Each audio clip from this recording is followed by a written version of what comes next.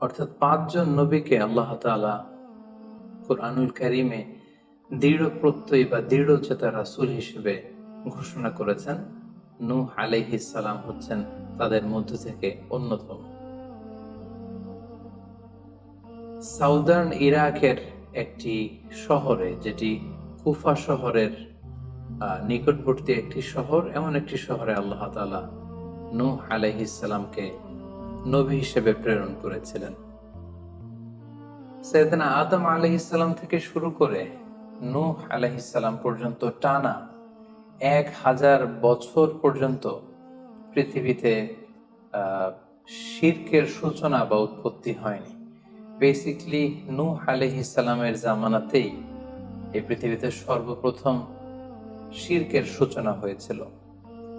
ইবলিস শয়তান সর্বপ্রথম নূহ আলাইহিস সালামের জামানার যে কওমের লোকেরা, তাদের কাছে শিরকের ইন্ট্রোডিউস করেছিল। তাদের সময়ে ৫ জন আল্লাহওয়ালা ব্যক্তি ছিল। তাদের ইন্তেকালের পরে শয়তান সেই জনগোষ্ঠীর লোকদের কাছে এসে বলল, তোমরা এই সমস্ত কি ইবাদত করছো? তোমাদের পূর্বপুরুষেরা যেমন ভাবে আল্লাহ তাআলার কাছে ইবাদত করে নিজেদেরকে সঁপে দিয়েছিল, তার সামনে তো তোমাদের ইবাদত কিছুই নয়। তোমরা একটা কাজ করো, তোমাদের ৫ জন আধ্যাত্মিক পুরুষ বা আল্লাহর প্রিয় বান্দাদের ৫টি মূর্তি তৈরি করে তোমরা তোমাদের ইবাদতগাহের পাশে রাখো। ফলে তাদের চেহারা দেখলে তাদের বেশি বেশি ইবাদতের কথা তোমাদের স্মরণ হবে এবং তোমরা আল্লাহ তাআলার ইবাদত করার ব্যাপারে বেশি আগ্রহী হবে। তারা এই শয়তানের মুখরোচক চমৎকার এই কথা শুনে তাদের শ্রেষ্ঠ ৫ জন সন্তান বা আল্লাহওয়ালা ৫ জন ব্যক্তির ৫টি মূর্তি তৈরি করে তাদের ইবাদত গাহের ভেতরে তারা স্থাপন করলো। এবং আসলেই তারা যখন এই ৫ জন ব্যক্তিদের মূর্তির দিকে তাকাতো, তাদের আল্লাহ তাআলার ইবাদতের কথা তাদের স্মরণ হতো। ফলে তারা আল্লাহ তাআলার বেশি বেশি ইবাদত করতে লাগলো। এই জেনারেশন এভাবেই বেশি বেশি আল্লাহ তাআলার ইবাদতের মধ্য দিয়ে তারা পার করতে লাগলো। কিন্তু পরবর্তী জেনারেশন যখন আসলো, শয়তান তাদের কাছে এমন ভাবে কুমন্ত্রণা বা টেম্পটেশন দিল, ফলে ওই প্রজন্ম তারা আল্লাহ তাআলার এক আল্লাহর ইবাদতকে ভুলে গিয়ে এই ৫ জন শ্রেষ্ঠ আল্লাহর ওয়ালির মূর্তির সামনে দাঁড়িয়ে সেখানেই তারা মানত করতে শুরু করলো এবং এক আল্লাহর ইবাদত বাদ দিয়ে সেই মূর্তিগুলোর ইবাদত শুরু করে দিল। এভাবেই সাইয়েদনা নূহ আলাইহিস সালামের জামানাতে সর্বপ্রথম শিরকের সূচনা হয়।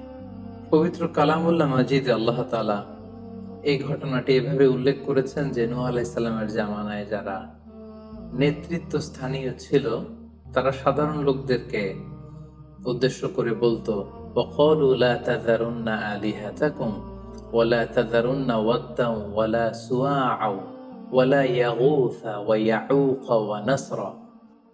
অর্থাৎ আমাদের যে ৫ জন বিখ্যাত ব্যক্তি, তাদের নাম ছিল ওয়াদ্দান, সুওয়াআন, ইয়াগুস, ইয়াউক এবং নাসর। তোমরা এদের ইবাদত ছেড়ে দিও না, বরং তোমরা এদের উপাসনা করতে থাকো। ফলে এই আয়াত প্রমাণ করে যে নূহ আলাইহিস সালামের জামানাতে সর্বপ্রথম শিরকের উৎপত্তি হয়েছিল।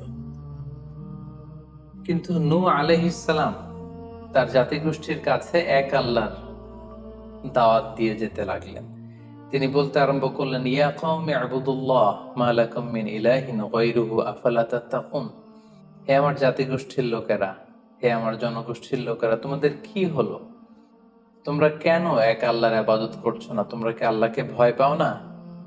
এবং তিনি বললেন যে আল্লাহ তাআলা আমাকে তার বাণী বাহক হিসেবে, প্রেরিত রাসূল হিসেবে তোমাদের কাছে পাঠিয়েছেন।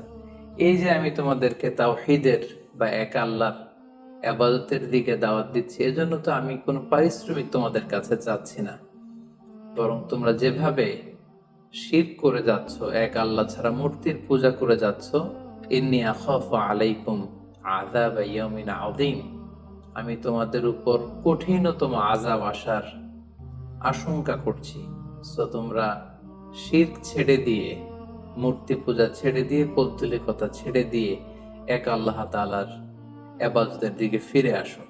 নূহ আলাইহিস সালাম যখন তার জাতিগোষ্ঠীর লোকদের কাছে তাওহীদের দাওয়াত বা এক আল্লাহর ইবাদতের দাওয়াত দেয়া শুরু করলেন, তার জাতির লোকেরা, তার কওমের লোকেরা নানা ধরনের টাল বাহানা, অজুহাত এবং বিভিন্ন ধরনের যুক্তি তারা স্থাপন করতে শুরু করলো। তাদের প্রথম যুক্তি ছিল যে, হে নূহ, কেন আমরা তোমার দাওয়াতে সাড়া দেব? কারণ সমাজের নিম্ন শ্রেণীর লোকেরা হচ্ছে তোমার অনুসারী।